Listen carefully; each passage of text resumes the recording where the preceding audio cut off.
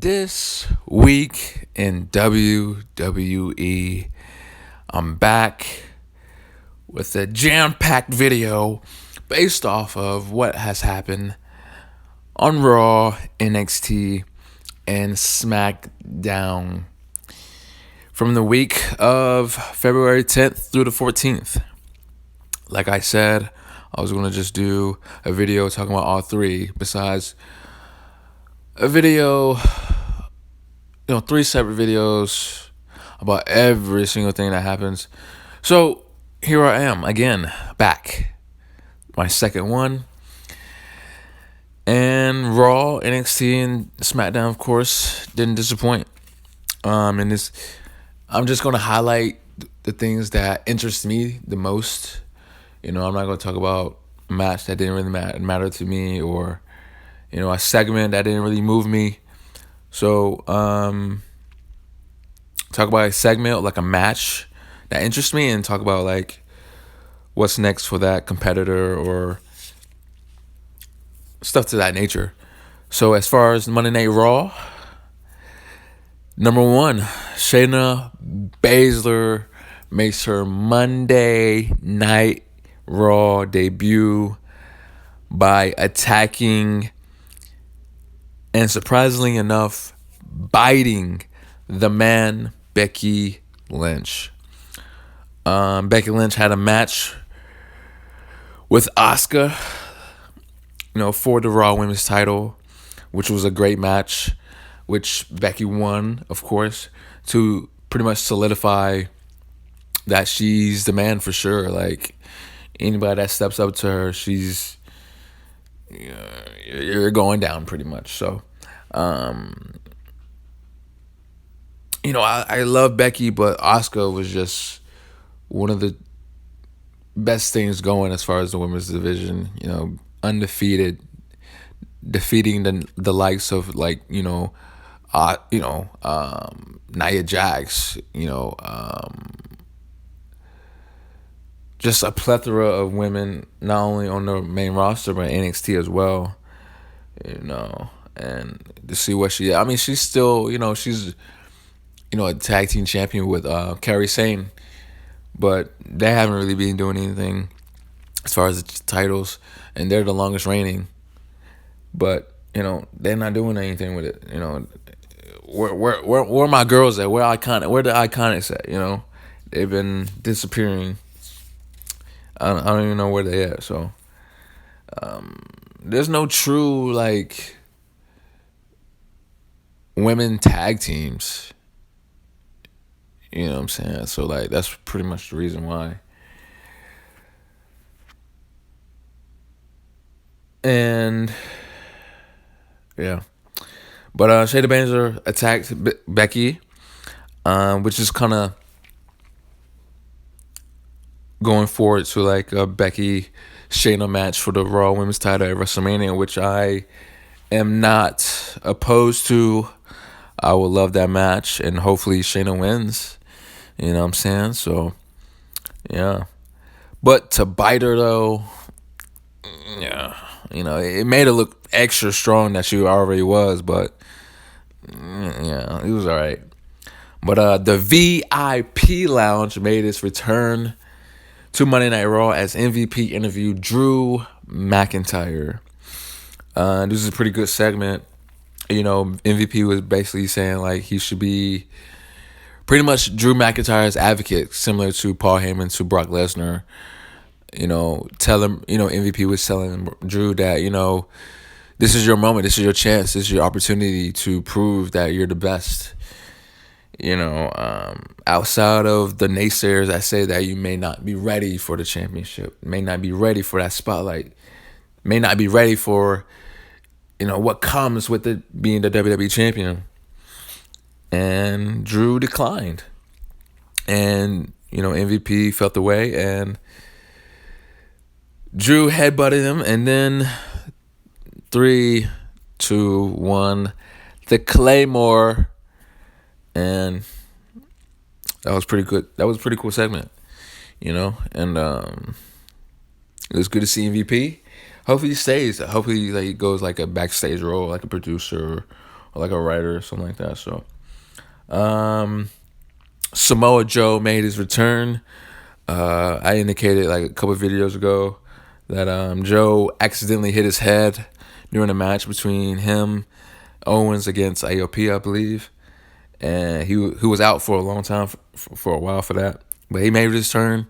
Rollins, AOP, and Murphy.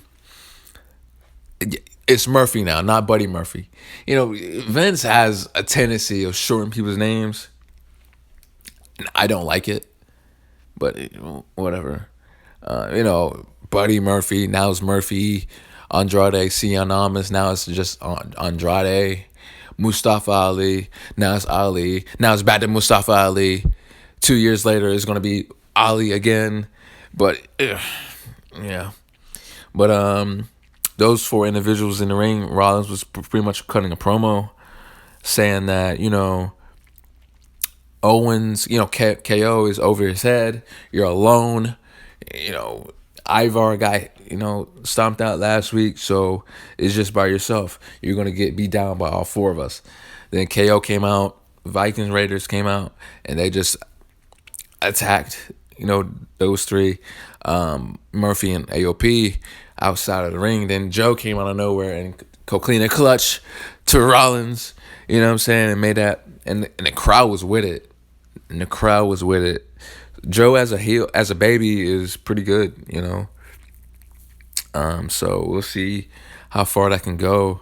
Kevin Owens as well. I've always looked at KO as a heel, but them 2 as faces are pretty cool as of right now, So I'm pretty excited, as far as what they would do, especially as Mania is around the corner. So we'll see about that.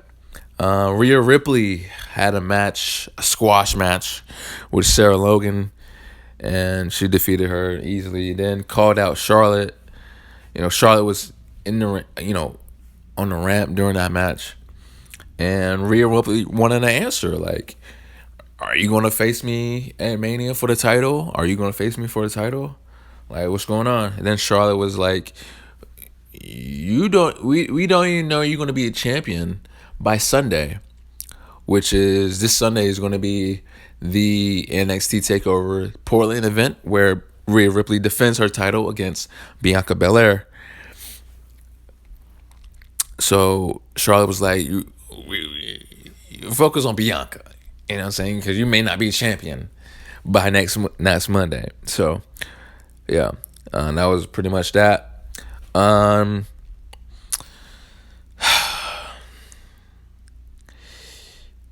I understand that they're building up Angel Garza, due to Andrade's absence with his suspension, and they building up, Angel Garza, which he's very talented. I like our Angel Garza, but to beat Cedric Alexander. Cedric Alexander is one of the most talented individuals on the entire roster. He can go in the ring. His agility, just amazing. And for him to just continue the job and not do anything on the roster is just crazy to me. I remember when I first saw him the first time, it was 205 Live. It was him against Buddy Murphy, for the Cruiserweight title in Raleigh. Man, it's an amazing match. And my brother didn't even know who Cedric Alexander was until that night, and ever since then, he loved Cedric Alexander. He would play the game with his volume down on the TV and just go on YouTube and play his music, play his theme over and over and over again. That's how much we love Ced out here, you know what I'm saying? For him to not do anything and just lose match after match after match is just unfortunate, so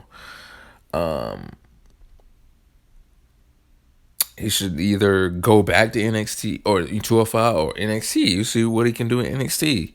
Imagine Cedric against Matt Riddle, Cedric against a Pete Dunne, Cedric against a Velveteen Dream. Oh my God, like that would be crazy. So like, yeah. Um, Randy Orton, vintage heel Randy Orton attacks Matthew Hardy, Matt Hardy. Matt Hardy was coming out and saying like, Randy, you shouldn't have done that to Edge, even though me and Edge never had the greatest relationship. Like, we invented the TLC. We invented TLC and together, what I'm saying, alongside, the Dudleys, Hardys, Matt and Jeff and Edge and Christian.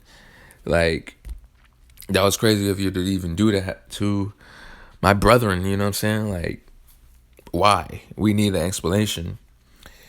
And Randy attempted to RKO him.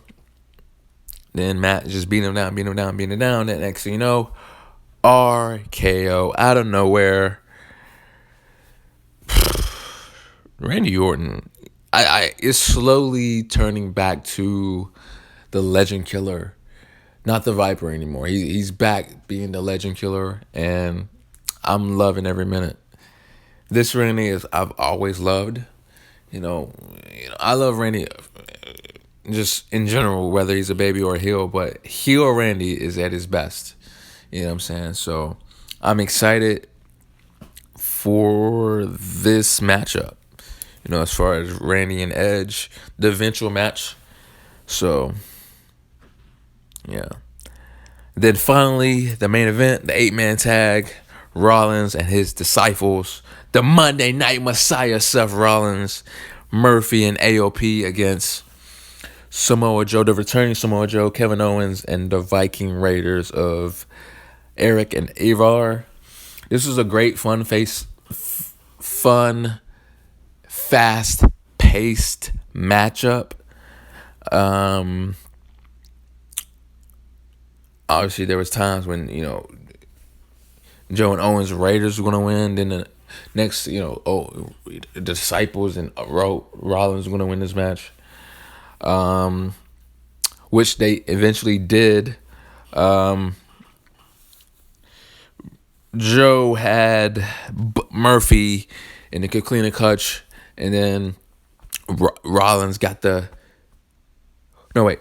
Rollins was in the cleaner clutch. Murphy tagged in without Joe noticing, I guess. And then Murphy tried to come in and defuse the situation.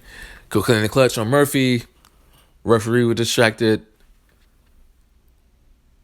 Curb stomp to Joe. Murphy pin Joe. 1, 2, 3. Rollins, Murphy, and AOP wins this match. Like I said, it was a great match. Hopefully, all 8 men has been in a long feud. Owens and Rollins have been going at it for the past 2-3 months now. So hopefully, this thing ends. It's great for all of them. They have TV time, and that's pretty cool. But I want to see something different. You know what I'm saying? But this was a good match. It was a great match. It's a tag team match to end the show, and that was Monday Night Raw. Now NXT was pretty solid. Like I said, they was on the build. The last show, the go-home show, to take over Portland. And it was pretty good. Leo Rush and Angel Garza had a match to see who's the number one contender towards Jordan Devlin's NXT UK's Jordan Devlin's NXT Cruiserweight title. And whoever wins this will face him next week for the title. This was a good match. I love seeing cruiserweights. I love seeing the cruiserweights. People my size going at it, and it was a pretty good match. Leo Rush got the roll up on Garza when Garza was trying to do his final finisher. And Leo got him. 1, 2, 3. Leo will face off against Jordan Devlin next week for the Cruiserweight title. Bianca Belair had a match. Pretty good. Pretty much a squash match against someone. I forgot her name. But she did pretty, good work on her. And Bianca cut a promo afterwards like Rhea Ripley should not be overlooking me. You know what I'm saying? Like, I understand you going to Raw. You're going to Raw challenging Charlotte. And you pretty much overlooking me. Like, I'm not, like I'm invisible. Like, you know. But, she's pretty much saying, like, you need to worry about me at Portland, and I'm going to walk out as a new NXT Women's Champion. Rhea comes out and saying that I'm not looking past you, but at TakeOver, I'm going to go through you. You know what I'm saying? And then they started battling. Belair did her finisher and had the final standoff and was last woman standing to end the segment. So, I feel like Rhea's gonna retain. I think either Rhea's gonna retain clean, or it's gonna be a little screwy finish as far as maybe Charlotte might intervene, and hopefully this is gonna be a triple threat. Like, I would love to see a triple threat. I would love to see a triple threat between these three women. I'm just excited that I'm just happy NXT is getting the recognition that they deserve, and NXT is actually gonna have a couple of matches on the WrestleMania card. You know what I'm saying? Just the thought that they're even doing this storyline, a possibility, is just crazy to me. So, Bella, Rhea, and Charlotte at WrestleMania, take every single money on my card, in my pocket, somewhere around in my room that I can find. You could have it. You know what I'm saying? So take that. Kushida and Adam Cole, pretty solid match to end the show. Like I said, to build towards TakeOver. So Adam Cole does win this match, and soon as he win this match, his opponent at TakeOver, Tommaso Ciampa, comes out, just stares him down to end the show. Then after the show, he puts down Adam Cole with his finisher, and he wants his goatee back. He wants his goatee back, which he calls the title, NXT title that Adam Cole holds currently, and he wants it back. You know what I'm saying? He wants it back. And I will get to who I think is going to win in my preview show / video for that pay-per-view, TakeOver Portland. And finally, Roderick Strong had a match. I think some big dude. I think I can't remember his name. Bronson something. Roddy had a match with him, and Roddy won with the knee when Bronson was coming off the top rope. And Roddy hit him with the knee, high flying knee, 1, 2, 3, and Roddy wins. Then on the Titantron, the Velveteen Dream comes out. He appeared on the Titantron, and he pretty much intimidated Roddy. Dream was pretty much saying you guys, specifically you, Roddy, was trying to end the Dream, trying to end the man's career and whatnot. And he brought his family into it, his wife and his child. You know what I'm saying? What would happen? Let's say something happened to you, Roddy, and he will be, for his wife and whatever. I don't know. And so, yeah, there's always at least one storyline in WWE talking about somebody's family. Always, just always, you know what I'm saying? It was crazy. But that was pretty much NXT. Solid show. Like I said, it was on the road to NXT Portland, which I will get into in a later video. You know what I'm saying? So, Friday Night Smackdown. Friday Night Smackdown.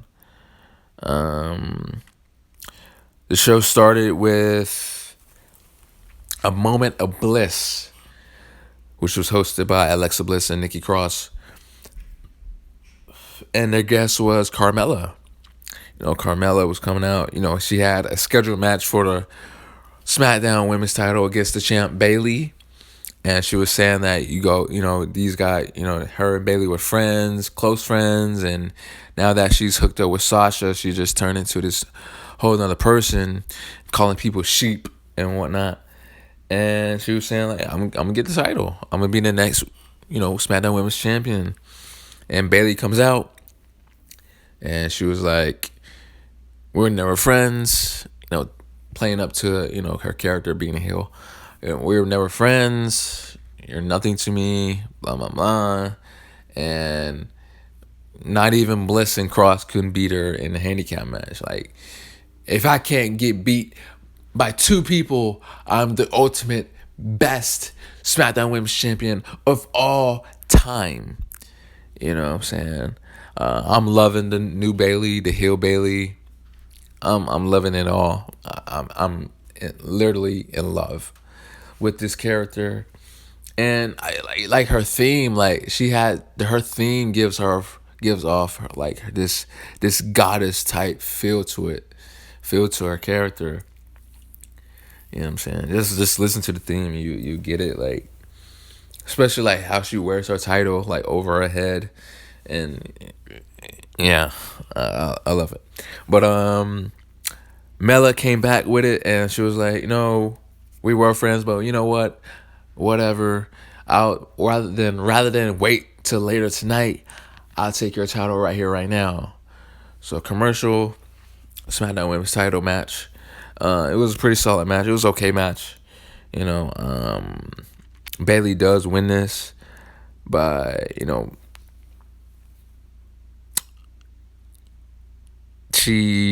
I forgot what mood she did to Carmella, but she was rolling her up and her feet was on the ropes to give her leverage, and she won. And after the match, she attacked Bayley. She attacked Mela even more to punish her, I guess. And the returning Naomi, she returned at Rumble, but she comes out and attacks Bayley. Both Mela and Naomi attacks Bayley. So we're going to have like a little standoff there. Like, who's going to be next in line for Bayley, Mela, Naomi. So that was a pretty cool segment. Michael Cole interviewed Hulk Hogan, the Hulk Hogan, the Hulk Hogan, the Hulk Hogan, about the ultimate, the upcoming match with Goldberg and the Fiend Bray Wyatt for the Universal title at Saudi Arabia Super Showdown. And he was pretty much building up Goldberg like he was one of his biggest rivals when he was in with the NWO and WCW. And Bray Wyatt then appeared in the Firefly Funhouse and pretty much saying like, I'm not worried about Goldberg. And if you, Hogan, want to cross the Fiend's way, he will drop you. You know what I'm saying? So that was pretty much it on that one. And Hogan was like, "Oh, I'll see you at the Hall of Fame because NWO is getting inducted and blah blah blah." So Bray Wyatt was like, "The Fiend will see you soon, Goldberg," and yeah. And this entire thing with Otis, Mandy, and Dolph Ziggler, I'm really loving it. At first it was like, but with this Valentine's Day, themed show, and especially with this with this storyline, Otis was going to go on a date with Mandy, and Mandy was already there. She was waiting on Otis, and Otis was just getting there, and Dolph Ziggler comes in and sits down with Mandy right before Otis got there. And Otis got there, and he was pretty much heartbroken. He had roses for Mandy. He just threw him down and just walked out heartbroken. Just the acting in this was just amazing, and it was just great. It was a pretty good segment. So I'm looking forward to it. The eventual match between Otis and Ziggler for Mandy's heart and whatever. What I'm saying? So, yeah. But I love it. I'm loving it. I'm loving it. And like it was a pretty good SmackDown overall. But the main event was pretty solid as well. Roman Reigns had this mysteries partner who's going to be his partner against Miz and Morrison. And it turns out to be DB, Daniel Bryan. Two guys that just can't stand the Miz, Roman Reigns and Big Dog. Big Dog, Roman Reigns, and DB, Daniel Bryan. So it was a pretty good match. I would love to see a John Morrison Daniel Bryan match, or Daniel Bryan or Big Dog Roman Reigns and John Morrison match. You know what I'm saying? So pretty good match. Had a couple botches that were it was alright.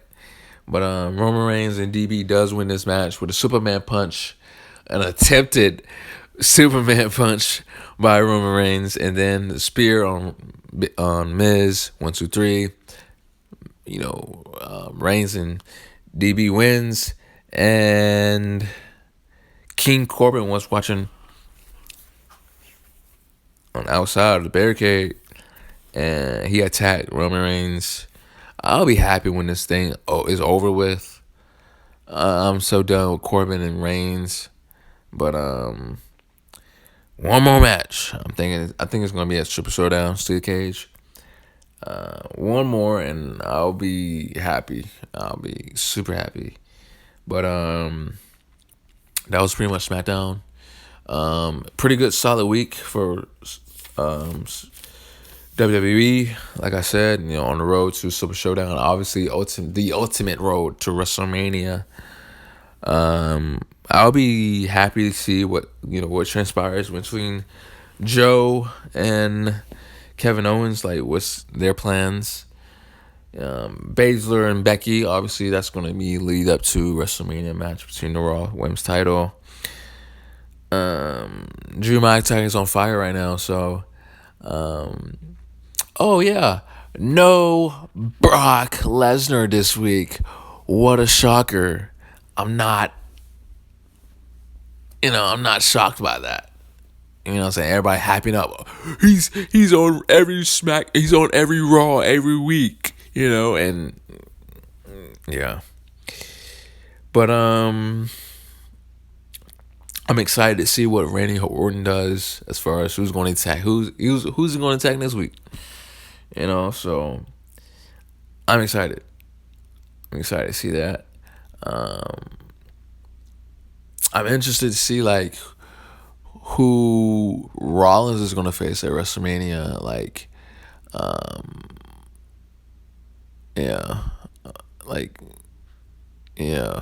Who's he going to face?